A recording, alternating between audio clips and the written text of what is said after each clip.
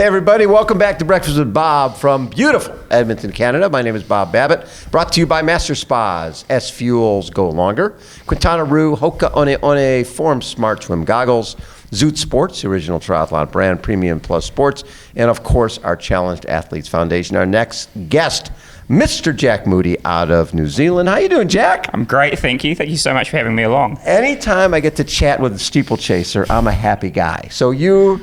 National titles, high school, 2,000 and 3,000 meter steeplechase. Yeah, that's correct. So yeah, back in the day, going through high school, I did some 3,000 meters and then 2,000 and 3,000 steeples.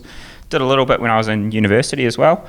When I first sort of transitioned out of school and into university scene, and then one thing led to another, and I ended up taking more focus on getting my degree, and athletics kind of fell backwards at that point. But it's so cool to then use that to transition into triathlon later on in life. Yeah, and so but your degree was in mechanical engineering? Yep, that's correct. So yeah, I studied down in Christchurch in New Zealand, which was awesome. Yeah, studied mechanical engineering, worked as an engineer for a few years, and that's when I took up triathlon and kind of got bitten by the bug, I should say. I was going to say, because now we're here. Now we're here. So you ran, in 2015, you ran a 2:42 marathon, and you're what, 21 years old? Yeah, so I think I became the Christchurch senior champ actually at that point, which was quite crazy. Cool.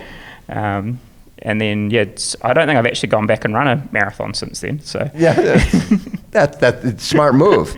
So in 2016, your buddies together, people, the challenge, was it to do it as a relay, or was it do it try that? We were all kind of washed up athletes from school, I suppose. We'd all gone to university or apprenticeships and got trades and the likes, and we all thought, hey, let's go and see who's still got it. Let's go and sign up for a local half Ironman. So it's going to be a half Ironman with no background. Yeah, well, I mean, like we'd done running at school and I was in the cycling But nobody team. done triathlon.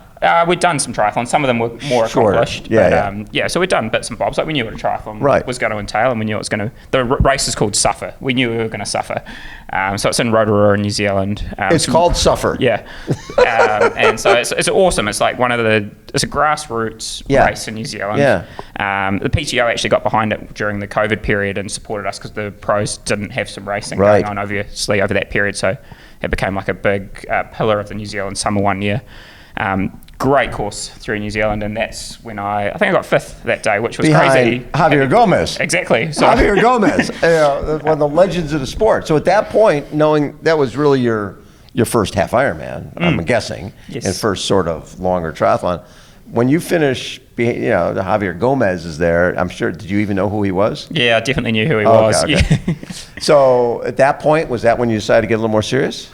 Not really, actually. I think 2 days later I flew out to Japan for skiing for 3 weeks. Okay, so you didn't get that serious. I was still young and just enjoying it, and it was definitely a race to do with my buddies. But at the same time, I think for that 3 weeks I spent in Japan, I was like, triathlon's pretty cool. Like, this is pretty fun. I wonder where I could go with this. And I think that's when I started doing more and more going forward, and I actually sort of segued into Xterra for a bit. I was going to say 2017 working as an engineer and second at Xterra World Champions 2024. Yes, yeah. So went overseas and raced over in Maui, which was really cool because my dad had spent a lot of time working in Maui when he was younger, so he came across with me and was showing me all his old haunts through Maui, which was really cool, yeah. So wait, 2018, did you qualify for Xterra Worlds and Kona? Yes, and I went to neither. So I was absolutely broken in my first Ironman that I did. That was my last amateur race, was in 2018 as an age grouper in Ironman New Zealand, which is a beautiful course, obviously, and swam really well, rode well, and went out thinking that I was quite a much better runner than I probably was on the day, and blew to pieces, had a horrible, horrible run, and thought, that last 10K, I'm never doing one of these again.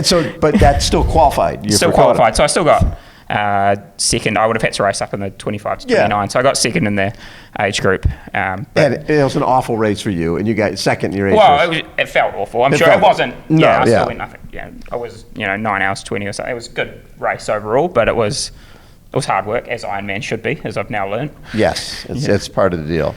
And then when I look at then 2019, now had you gone pro at this point? Yeah, so later in the year in 2018, I moved over to Noosa for a few months with my coach, Bevan McKinnon. Yep. And he was looking after Braden Curry at the time, so we spent a bit of time training over in the Sunshine Coast, which was awesome. That was a great way to sort of dip the toes in the professional lifestyle for a bit. Right. And then I went and raced Sunshine Coast, which was sort of this first segue, I suppose, or start racing in that pro field. Right, and so Taupo 70.3 fourth, second Japan 70.3. We don't care about 70.3 worlds, 38th. But just that Ironman Australia, when I look at the time there, and are we talking 2022? Yes, I did that earlier this year. We lost to Ironman New Zealand back home, so it was kind of a last-minute shift to go and race over at Port Macquarie, which was cool. Those are real numbers: 53:10, 4:44, and 2:52 and 8:35. I mean, that's pretty impressive. Yeah, it was cool, and it was awesome for me being stuck back home in New Zealand for a couple of years to actually just get overseas and race some different people. And find out where you're at. Exactly. Because otherwise you're just racing other New Zealanders. You don't really know where you're at because you guys were pretty isolated. Yeah, I mean, we were very lucky to have Braden Curry and Kyle Smith back home. It made for some super honest racing back home. But sometimes it's quite nice not to, have your ass kicked in the water every week. It's good to go and spread the wings and go and see what else is out there. Well, and then you just did Oregon. Yes, so that was 2 weekends ago. So I've come over here with my group. Right. And we're here for 2 months. Justin Metzler wins that, and you get second. Yeah. 16:37, 2:07, 1:11. I mean, 1:11 is the real deal. You start running 1:11, 3:40:37. Do you like the 70.3 distance? That's a good distance for you. Yeah, I mean, I'm still growing and learning in the sport, I think. So young in it. Yeah, I mean, for me, I enjoy the Ironman training as well. So I'm actually building to do Ironman Mont Tremblant at the end of this trip. So I'll be here for PTO this weekend in the Canadian Open, and then I go to Boulder 70.3, and then I go to Ironman Mont Tremblant. I mean, as long as you're here. Exactly. Well, it's been such a long time of not being able to race. We're like, let's go. It's kind of almost a dream trip to go and do. I've been to Bend for the last 3 weeks to train in Bend. Oh my God, how fun is that? So Lindsay Corbin's been taking us around there with my group, and we've had the most amazing time. Well, who's in your group? So me and Hannah Wells are training together. Oh, wonderful. Yeah, and then my coach, Bevan McKinnon. So, and then their partners are there as well. So there's 5 of us, and we're just having this awesome time. So Bend, then you go to Boulder. Yeah, so it's like this dream bucket list as an athlete to go and do and train in the most amazing locations. And then obviously top it off, Ironman Mont Tremblant is supposed to be one of the most incredible races in the world. So really looking forward to going and do that as well. We did the show from up there a few years ago. It's so beautiful. You are just going to love it. And they totally repaid when they got when they were able to get the funding to do that race. They paved all the roads. They're just beautiful, pristine roads. You'll like that a lot. As a Kiwi, we like to hear that. Yeah, I know you that chip and seal stuff. I've heard about your roads. So speaking about roads, this course, have you been on this? Yeah, so we got up and crack of dawn this morning and rode around it with a local Aussie. It's cool. It's actually really exciting. Like the rough roads. They don't bother you. You grew up with that. It's not the end of the world. It's actually it's a good, honest course. Right. Like it looks wicked. Like the swim's going to be hard and fast. Like well, because it's almost going to be like a criterium swim because it's 3 laps. Exactly. And then the ride, there's lots of dead turns, fast turns, some downhills, some uphills. Like you're going to be on and off the saddle, on and off the bars. Like you can have a lot of fun with it, and it's going to fly by. Like 4 laps, it's just going to be bang, the bang, thing bang. is, you're going to have to. Really, this comes back to steeplechase. You can't take your eye off the ball for 2 seconds when you're doing steeple, or like you found out when you're about to potentially break the record, the Kiwi record, you biff in the water pit. Yeah, you got to concentrate. You got to concentrate, and so this course is really exactly the same thing. There's potholes, there's climbs. It's a 20-meter draft rule, so if somebody gets away, you can't get back, right? So or if you get away, you can get away. Totally, yeah. It makes for really honest racing in that sense, and I think the 20-meter draft rule's awesome for the sport. Like it's going to make that really honest racing on the bike, and it's going to be hard to overtake. Like you're going to have to commit to overtake because it's probably going to be not just one athlete at any one time with all the best guys here. It's probably going to be 2 or 3. Like that's a 2-minute turn of going past a few people at breakneck speeds, so it's going to be taxing. There's motivation when you've got $1 million prize purse. Absolutely. Right, 100K for first, 70, 50. I mean, it's like every place you get is $1,000 or $2,000 or it's mind-boggling amounts of money for us, like it's enough that you're so hungry for it, and that will be there in the mind constantly. Well, and the nice thing is, The worst that happens is if you finish, you get $2,000. Exactly. Right? Which a lot of races, that could be the first place prize money. Totally. Yeah. I've done enough of those. We've all done enough of those. Yeah. So there's reason to there's sort of a backstop if you take a chance. Absolutely. Okay, the worst that happens, I blow up and I take my $2,000 and this go is try the race again. to take a chance. That's the biggest thing. The course is designed to take a chance. Yeah. And you'll be doing that. Absolutely. Yeah.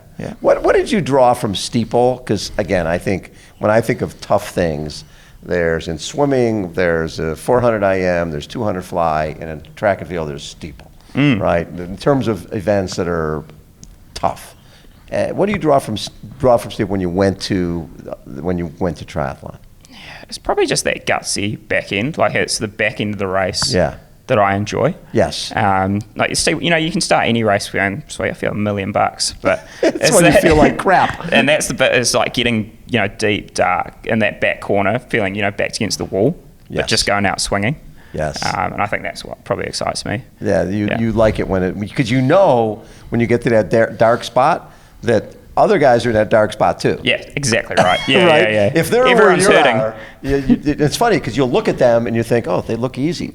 You know it ain't easy. If they're with you, they're suffering just as bad as you are. Exactly. Yeah, and for me, coming from running is really nice. Obviously, to finish with a run. Yes. So yeah, it's like this massive mental boost for me. I love it. Jack, such a treat to get to meet you, man. Yeah, no, thank you so much for having me along. It's been an absolute pleasure. It's really an honor to meet you, and hopefully you'll be kicking some butt. Now, are you focusing primarily 70.3 rest of the year? Will you stay away from fulls? So I'll do that full Ironman Montreal, yeah. And then I'll come back to New Zealand, probably have a little reset, might get out on the mountain bike for a bit, maybe do a race there, and then over to the Noosa Tri and do the Olympic distance into the Noosa. Yes. Which is really cool. So my sponsor, Garmin, we're going to go and do a big thing over there, which is cool. Love it. Go and ride Garmin Hill, obviously, over there, which is quite iconic. Great. And then we'll head back to New Zealand, and I'll do Taupo 70.3. And then the New Zealand summer sort of kicks off from December onwards. We'll have a series of races to race through, which is nice. Perfect. Take care of yourself, Jack. Yeah, and have a great race on Sunday. Cheers. Yeah. Jack Moody has been our guest, everybody. Again, Breakfast with Bob from beautiful Edmonton, Canada. Hold on. We will be right back. Awesome. Thank you, guys.